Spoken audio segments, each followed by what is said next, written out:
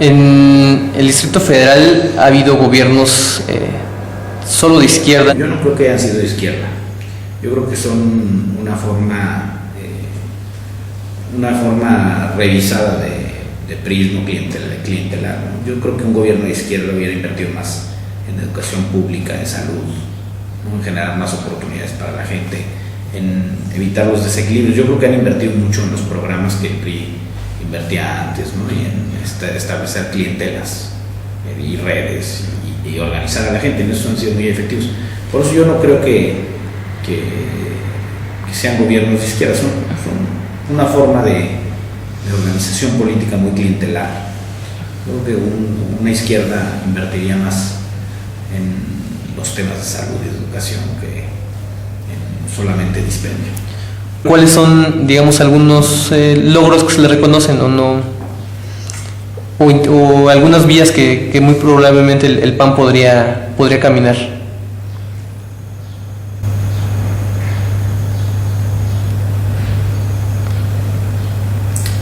Pues son muy exitosos en comunicar, porque sí comunican lo que no es. Nos trajeron con el mito de que éramos una ciudad muy segura y tenemos disparados los índices delictivos. Somos una ciudad que le pone muchas trabas a la competencia económica y a la gente que quiere emprender. Somos una ciudad donde hay una corrupción desmedida en las delegaciones, en el gobierno de la ciudad. Somos una ciudad que no ha avanzado en transporte público, ha avanzado a un ritmo muy lento. Seguimos teniendo un transporte público que es un desastre. En 16 años de gobiernos perredistas apenas se construyó una sola línea del metro, y eso que invierte en Lima por la gente más pobre. Somos una ciudad que pues sí, sigue teniendo muchas deficiencias, por ejemplo, en servicios básicos como es el abasto de agua, ¿no? Tenemos un serio problema, y cuando tienes todos esos problemas y hay una percepción de que hay una ciudad ideal, ¿no? Hay una ciudad que va hacia el primer mundo, pues lo que tienes son gente que sabe comunicar o que sabe engañar muy bien. Entonces, en eso sí les reconozco. Muy bien.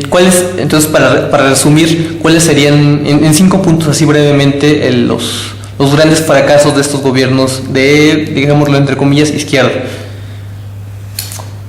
Seguridad, transporte público y movilidad en términos generales. Otro de los puntos es una agenda social auténtica, no clientelar. El cuarto punto, yo creo que hay un desorden urbano terrible, ¿no? Y un problema de corrupción escandaloso en las delegaciones y en todo el gobierno de la ciudad. Y el quinto, el problema de agua de la ciudad. O sea, hay 5 temas muy graves, ¿no? La iniciativa que se tiene de la reforma política en el Distrito Federal. Viendo la reforma política del DF, que las delegaciones se transformen en alcaldías y que estas alcaldías tengan órganos colegiados de gobierno, que les llamamos concejales, que sería lo mismo casi que un cabildo, para que existan contrapesos suficientes a las decisiones unilaterales. Es decir, que haya este órgano colegiado para la toma de decisiones. ¿Esto qué va a asegurar? Esto va a asegurar mayor capacidad, más bien mayores consensos en la toma de decisiones, y también establece los contrapesos para evitar los abusos. Y eso lo estamos planteando como una urgencia que se tiene que dar en 2015, una autonomía de gestión y financiera, que no dependa la chequera del jefe de gobierno, sino que puedan ellos tener la administración de sus propios recursos. Estamos proponiendo una democratización de la Asamblea, que cambien las reglas de decisión en la Asamblea Legislativa. Estamos proponiendo mayor ciudadanización de órganos autónomos y también un enfoque metropolitano para abordar diversos temas urbanos, como son gestión de la basura, seguridad, gestión del agua, desarrollo urbano, ¿no? Hay temas donde se requiere la participación del Estado de México, del gobierno del Estado de México, junto con el gobierno del Distrito Federal, para abordarlos y resolverlos de manera efectiva. Entonces son de los 4 temas que para el PAN es importante avanzar.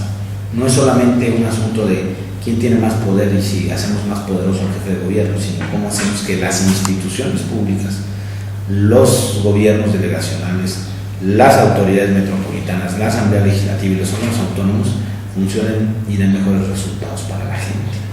Porque si hay, pues, detrás, más bien al frente de esto hay muchos problemas que tenemos que ir abatiendo, ¿no? Las delegaciones que históricamente han sido gobernadas por el PAN. Puedes comparar la Cuauhtémoc, Coyoacán, Iztapalapa, Iztacalco, Álvaro Obregón, que son delegaciones que colindan con la Benito Juárez. Y cruzas la calle y notas una diferencia en las condiciones en las que están las banquetas, la iluminación, los parques, las calles. Son delegaciones, es una delegación mucho más ordenada, porque los recursos públicos se están empleando pues, para lo que se deben emplear. Y cruzas la calle y notas la diferencia. Y Benito Juárez está mucho más iluminada que cualquier otra delegación y tiene menos presupuesto que la Cuauhtémoc. Sí. Entonces, ¿qué es lo que pasa? Que si los gobiernos priorizan en función de las necesidades de la gente y de las necesidades también de las colonias, pues vas a tener gobiernos que den mejores resultados. Pero si solamente priorizan en función de sus necesidades electorales, pues vas a tener las condiciones de las delegaciones que te acabo de mencionar, ¿no? Porque recursos hay. Lo que hay, el déficit que hay es de honestidad en muchos de los gobiernos perredistas. Bien, se destapa un escándalo en el PRI, en la dirigencia del PRI-DF. ¿Cómo se puede entender que estos poderes sigan pues actuando y operando dentro de la ciudad?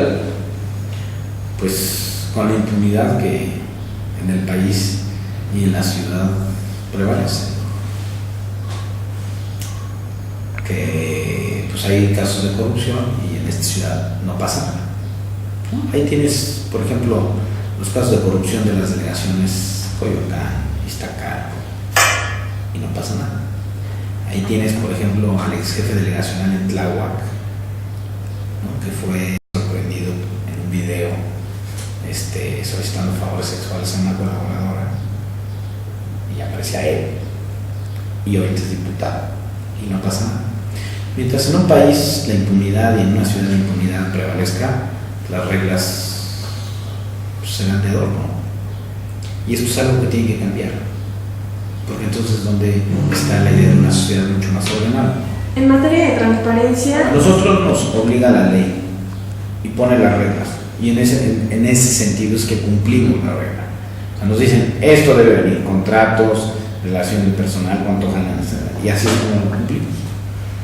Como dicen, ni más ni menos, ¿no? Tampoco vamos a revelar información estratégica política, ¿no? Vamos a dar lo que nos pide la autoridad. Cuando nos solicitan información, nosotros la entregamos.